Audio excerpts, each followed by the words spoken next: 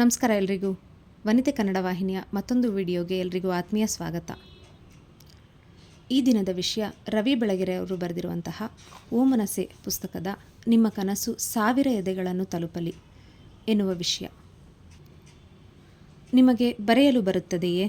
ನಿಜ, ನಿಮ್ಮ ಹತ್ತಿರ ಸೊಗಸಾದ ಪೆನ್ನಿದೆ. ವರ್ಷದ ಮೊದಲ ದಿನದಂದು ಗೆಳತಿ ಪ್ರೀತಿಯಿಂದ ನೀಡಿದ ಚರ್ಮದ ಬಣ್ಣದ ಹೊದಿಕೆಯ ಡೈರಿ ಇದೆ. ಅದರ ಹೊರತಾಗಿಯೂ ನಿಮ್ಮ ಕೋಣೆಯ ಶೆಲ್ಫಿನಲ್ಲಿ ಒಂದಷ್ಟು ಖಾಲಿ ಹಾಳೆಗಳಿವೆ. ಲಾಂಗ್ ನೋಟ್ ಬುಕ್ ಇದೆ. ಬರೆಯಲಿಕ್ಕೆ ಅಂತಾನೆ ಒಂದು ಹಾರ್ಡ್ ಬೋರ್ಡ್ ಬೇರೆ ಇಟ್ಟುಕೊಂಡಿದ್ದೀರಿ.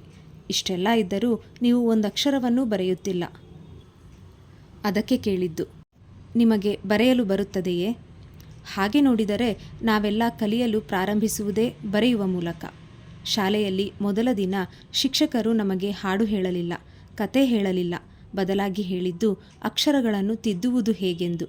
ಮೊದಲ ದಿನದಿಂದಲೇ ಬರೆಯಲು ಪ್ರಾರಂಭಿಸಿದವರು ನಾವು. ಮುಂದೆ ಹೋಮ್ವರ್ಕ್ ಬರೆದೇ ದೊಡ್ಡವರಾದೆವು.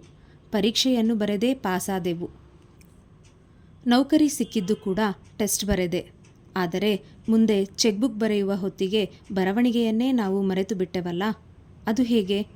ನಡುವೆ ಗೆಳತಿಗೆ ಶುಭಾಶಯ ಪತ್ರ ಬರೆದಿದ್ದೆವು. ಆಕೆಗೆ ಚಂದನೆಯ ಪ್ರೇಮ ಪತ್ರಗಳನ್ನು ಬರೆದಿದ್ದೆವು. ನಿರಾಸೆಯಾದಾಗ ನಾವು ದುಃಖಪಟ್ಟದ್ದು ಕೂಡ ಡೈರಿಯಲ್ಲಿ ಬರೆದುಕೊಂಡೆ. ಮೊಬೈಲೇ ಬರಲಿ, ಇನ್ಯಾವುದೇ ತಂತ್ರಜ್ಞಾನ ಬರಲಿ, ಪ್ರೇಮ ನಿವೇದನೆಗೆ ವೇದನೆ ಹೇಳಿಕೊಳ್ಳುವುದಕ್ಕೆ ಬರವಣಿಗೆಗಿಂತ ಉತ್ತಮ ಮಾಧ್ಯಮ ಖಂಡಿತ ಇಲ್ಲ ಅಂದುಕೊಂಡೆ ನಾವೆಲ್ಲ ಬೆಳೆದೆವು ಅಲ್ಲವೇ? ಹೀಗಿರುವಾಗ ಇದೇನು, ಈ ನಡುವೆ ಬರವಣಿಗೆಯನ್ನು ಬಿಟ್ಟು ಬಿಟ್ಟಿರಿ? ಈಗೀಗ ಫೋನ್ ನಂಬರ್ ಬರೆದುಕೊಳ್ಳಲಿಕ್ಕೂ ಪೆನ್ನಿನ ಅಗತ್ಯ ಬೀಳುತ್ತಿಲ್ಲ.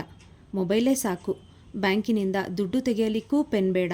ಪ್ಲಾಸ್ಟಿಕ್ ಕಾರ್ಡೇ ಸಾಕು. ಕಚೇರಿಗೆ ಹೋದರೆ ಕಂಪ್ಯೂಟರ್. ಹೀಗಿದ್ದರೂ ಹೊಸ ಹೊಸ ಪೆನ್ನುಗಳು ಮಾರುಕಟ್ಟೆಗೆ ಬರುತ್ತಲೇ ಇವೆ. ಏತಕ್ಕಾಗಿ? ಯಾರಿಗಾಗಿ? ಬಸ್ಸಿನಲ್ಲಿದ್ದಾಗ ಮತ್ತು ಕ್ಷೌರ ಮಾಡಿಸಿಕೊಳ್ಳಲು ಹೋದಾಗ ಮಾತ್ರ ಅನೇಕರಿಗೆ ಬಿಡುವು ಸಿಗೋದು. ಅವರು ಹೆಚ್ಚು ಓದುವುದೂ ಆಗಲೇ ಎಷ್ಟು ಚೆನ್ನಾಗಿ ಬರೆದಿದ್ದಾನೆ ಎಂದು ಮೆಚ್ಚುಗೆಯಿಂದ ಉದ್ಗರಿಸುತ್ತಾರೆ. ಆದರೂ ನಾನು ಬರೆಯಬೇಕು ಎಂಬ ಆಸೆಯೇ ಅವರಲ್ಲಿ ಮೊಳೆಯಲಾರದು. ಅವರು ಮಗನಿಗೆ ಕಾಮಿಕ್ಸ್ ತರುತ್ತಾರೆ, ಮಗಳಿಗೆ ಚಂದಮಾಮ. ಅದರಲ್ಲಿಯ ಕತೆಗಳನ್ನು ವರ್ಣಿಸುತ್ತಾ ಮಗುವೇ ಆಗಿಬಿಡುತ್ತಾರೆ. ಬಾಲ್ಯ ನೆನಪಾಗುತ್ತದೆ, ಶಾಲೆ ನೆನಪಾಗುತ್ತದೆ. ಅದರೊಂದಿಗೆ ತಳುಕು ಹಾಕಿಕೊಂಡಿರುವ ಸಾವಿರಾರು ಘಟನೆಗಳು ನೆನಪಾಗುತ್ತವೆ. ಆದರೆ ಪೆನ್ನು ಏಕೆ ನೆನಪಾಗುವುದಿಲ್ಲ? ದುಂಡಗೆ ಅಕ್ಷರಗಳನ್ನು ಪೋಣಿಸುತ್ತಿದ್ದುದು ಏಕೆ ಮರೆತು ಹೋಗುತ್ತದೆ? ನಂಬಿ, ಎಲ್ಲರೊಳಗೂ ಒಬ್ಬ ಕಲೆಗಾರನಿದ್ದಾನೆ, ಲೇಖಕನಿದ್ದಾನೆ, ಕವಿ ಇದ್ದಾನೆ. ಅವನು ಬದುಕಿನ ಜಂಜಡದ ನಡುವೆ ಕಳೆದು ಹೋಗಿದ್ದಾನೆ ಅಷ್ಟೆ. ನಿಮ್ಮ ಜೇಬಿನಲ್ಲಿ ಸ್ವಸ್ಥವಾಗಿ ಕೂತಿರುವ ಪೆನ್ನು ಆ ಕತೆಗಾರನನ್ನು, ಕವಿಯನ್ನು ಜಂಜಡದಿಂದ ಈಚೆ ಕರೆತರಲಿ. ಗೆಳತಿ ಕೊಟ್ಟ ಡೈರಿಯೂ ಈಚೆ ಬರಲಿ. ಇದಕ್ಕಾಗಿ ಲೇಖಕನಂತೆ, ದೊಡ್ಡ ಸಾಹಿತಿಯಂತೆ ಏನೂ ಯೋಚಿಸುವುದು ಬೇಡ. ನೀವು ಕೇವಲ ನೀವು ಆಗಿ ಮಾತ್ರ ಯೋಚಿಸಿ. ನೀವು ಜಗತ್ತಿಗಾಗಿ ಬರೆಯುವುದು ಬೇಡ. ಕೇವಲ ನಿಮಗಾಗಿ ಬರೆದುಕೊಳ್ಳಿ. ನಿಮ್ಮ ಖಾಸಗಿತನಕ್ಕಾಗಿ ಬರೆದುಕೊಳ್ಳಿ. ನಿಮ್ಮನ್ನು ಕಾಡುವ ನೆನಪುಗಳನ್ನು, ಕನಸುಗಳನ್ನು, ವಾಸ್ತವತೆಯನ್ನು ಬರೆಯಿರಿ.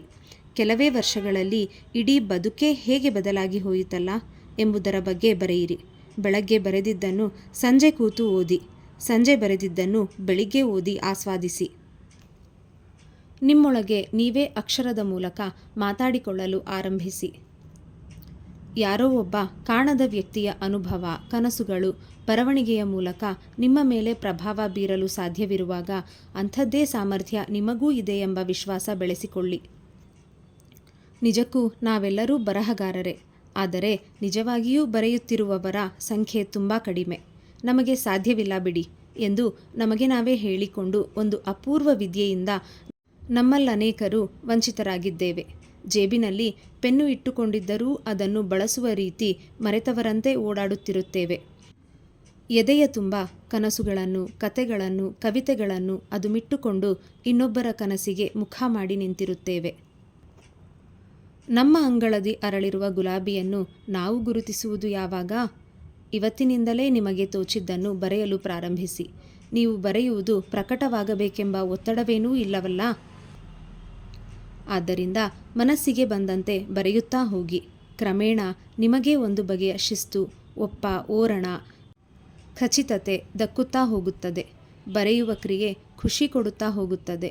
ನಿಮ್ಮ ಒತ್ತಡ ಕಡಿಮೆಯಾಗುತ್ತದೆ. ನೀವು ಹೆಚ್ಚು ಶಾಂತವಾಗುತ್ತೀರಿ. ಹೆಚ್ಚು ಸಮಾಧಾನಿಗಳಾಗುತ್ತೀರಿ. ಈಗಿರುವುದಕ್ಕಿಂತ ದುಪ್ಪಟ್ಟು ಉತ್ಸಾಹಿಗಳಾಗುತ್ತೀರಿ. ಕೊನೆಗೊಮ್ಮೆ ನಾನು ಬರೆದಿದ್ದನ್ನು ನಾನಷ್ಟೇ ಅಲ್ಲ, ಯಾರು ಬೇಕಾದರೂ ಓದಬಹುದು ಎಂದು ನಿಮಗೇ ಅನ್ನಿಸಲು ಶುರುವಾಗುತ್ತದೆ. ಹಾಗೆ ಅನ್ನಿಸಲು ಶುರುವಾದಾಗ ನಿಮ್ಮ ಬರವಣಿಗೆಗಳು ಪತ್ರಿಕೆಗಳನ್ನೂ ತಲುಪಲಿ.